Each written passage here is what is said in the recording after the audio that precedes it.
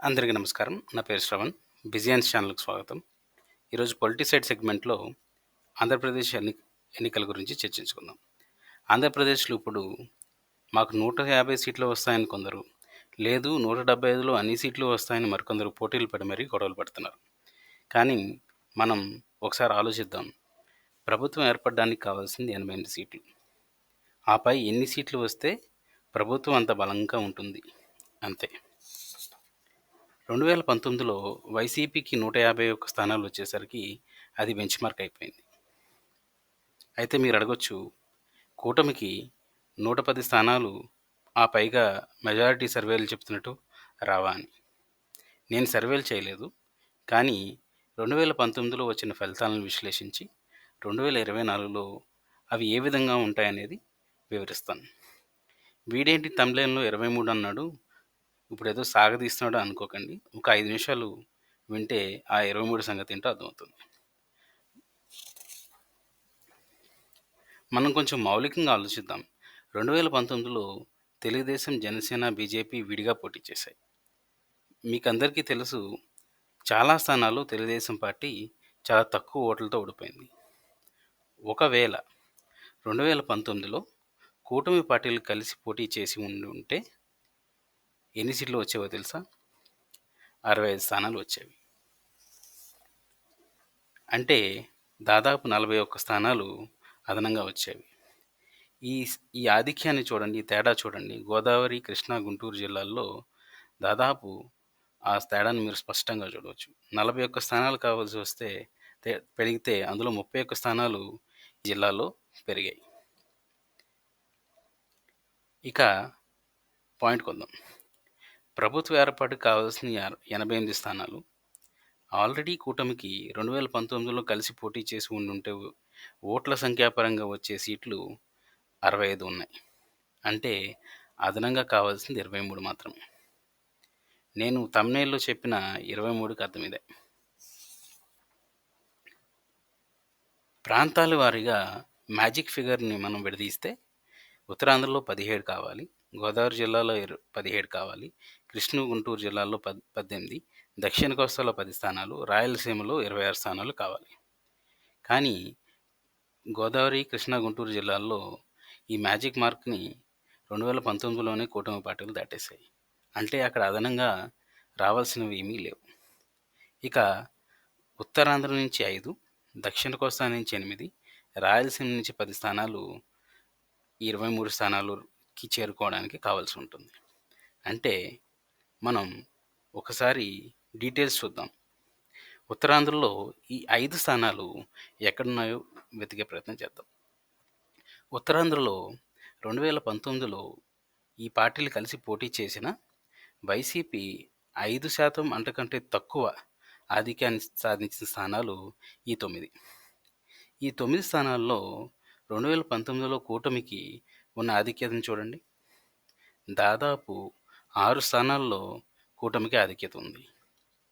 ప్రభుత్వ వ్యతిరేకత వల్ల ఈ ఈ ఆధిక్యాన్ని మళ్ళీ కూటమి సాధిస్తున్న అంచనాలు ఉన్నాయి.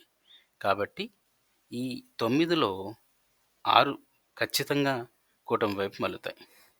అంటే ఉత్తరాంధ్ర నుంచి కావాల్సిన 5 స్థానాల కన్నా ఒక స్థానం అదనంగా వస్తుంది.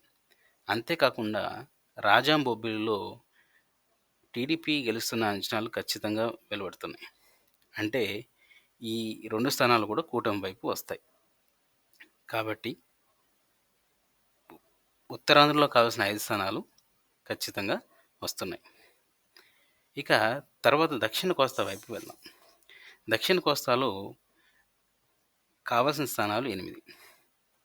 ఇక్కడ వైసీపీ ఆవిర్భావం జరిగినప్పటి నుంచి కూడా దక్షిణ కోస్తా ఆ పార్టీకి పెట్టనుకోటగా ఉంది. అంటే ఇక్కడ ఆధిక్యాన్ని 5%లో చూస్తే మనకి అంచనాకు దొరకదు. కాబట్టి దాన్ని 15%కి పెంచడం జరిగింది. అంటే 2019లో కూటమిగా కలిసి పోటీ చేసిన పార్టీలు కూడా ఈ 15% అంతకంటే తక్కువ శాతంతో ఓడిపోయిన సీట్ల సంఖ్య 12. అంటే ఈ 12 స్థానాలలో 15% అంతకంటే తక్కువ తేడాతోనే కూటమి పార్టీలు ఓడిపోయాయి. అవి అవే స్థానాలలో 2014లో చూస్తే దాదాపు 4 స్థానాల్లో కూటమి ఆధిక్యంలో ఉంది. అంటే దక్షిణ కోస్తాలో కావాల్సిన 8 స్థానాలలో 4 స్థానాలు 2014లోని కూటమికి ఆధిక్యంలో ఉన్న స్థానాలు. ఇంకా మిగిలిన 4 స్థానాలు ఇక్కడ యెల్లోలో మార్క్ చేసిన స్థానాలు మీరు గమనిస్తే ఈ తేడా చాలా స్వల్పం. ఈ స్వల్ప తేడాని మీరిక్కడ గమనిస్తే పోలింగ్ శాతాల్లో తేడాతో చూడండి. అన్నీ చాలా ఎక్కువగా నమోదయ్యాయి పోలింగ్ శాతాలు. ఈ పోలింగ్ శాతాలు అధికంగా నమోదవ్వడం ప్రభుత్వ వ్యతిరేకత అయితే గనక ఖచ్చితంగా ఇక్కడ 8-10 స్థానాలు టీడీపీ లేదా కూటమి గెలిచే అవకాశం ఉంది. అంటే ఇప్పుడు రాయలసీమ వైపు వెళ్దాం. రాయలసీమలో కూటమికి కావాల్సినవి 10 స్థానాలు. అదనంగా కావాల్సినవి 10 స్థానాలు, 23 స్థానాలు చేరుకోవడానికి. అవి ఎక్కడున్నాయో వెతుకుదాం. రాయలసీమలో ఆ థ్రెషోల్డ్‌ని 10%కి పెంచి చూద్దాం. ఎందుకంటే ఇది చాలా మిశ్రమంగా ఉంటుంది ఈ ప్రాంతం. కూటమికి, వైసీపీకి కూడా. కాబట్టి దీన్ని 10%కి పెట్టాను. 10% అంతకంటే తక్కువ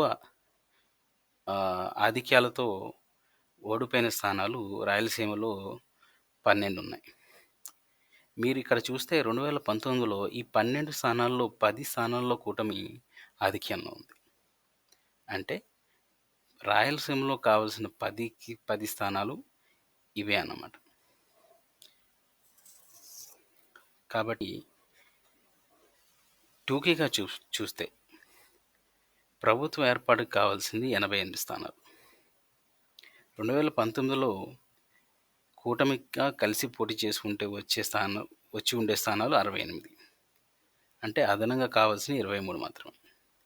ఈ 23 ఎక్కడున్నాయని వెతకడానికి వెళ్తే 2014లో ఆధిక్యంలో ఉన్న స్థానాలు 46 కనిపించాయి. అంటే 23 స్థానాలు అదనంగా వస్తాయి. ఈ అంచనాల ప్రకారం హీనపక్షం కూటమికి 111 స్థానాలు వస్తాయి. నేను ఈ విశ్లేషణలో అభ్యర్థుల బలాబలాలు, ఎన్నికల్లో ప్రతిపక్షానికి అనుకూలంగా ఉండే అంశాలు, కాంగ్రెస్ పార్టీ బలపడిన ప్రభావం పరిగణలోకి తీసుకోనే లేదు. కేవలం 2019 ఎన్నికల ఫలితాల ఆధారంగా 2014 పరిస్థితులను పునరావృతం చేస్తే వచ్చే ఫలితాలు ఎలా ఉంటాయో చెప్పానంతే. ఈ విశ్లేషణ తర్వాత కూడా కూటమి విజయావకాశాలపై ఏమైనా సందేహాలు ఉన్నాయా? మీలో చాలామంది 151ని దృష్టిలో పెట్టుకుని అనుమానాలకు తావిస్తున్నారు. ఇది చాలా సింపుల్. 88 కావాలి, హీనపక్షం వచ్చేవి 111. కాబట్టి నిశ్చింతగా ఉండండి. 4వ తారీఖున ఉత్సాహంగా ఉండడానికి సిద్ధం కండి. ఫ్యాన్కు ఎదురుగాలి గట్టిగా వీస్తే 160 వచ్చినా ఆశ్చర్యపడకండి. ఎంపీ స్థానాల గురించి వేరే వీడియో త్వరలోనే వస్తుంది.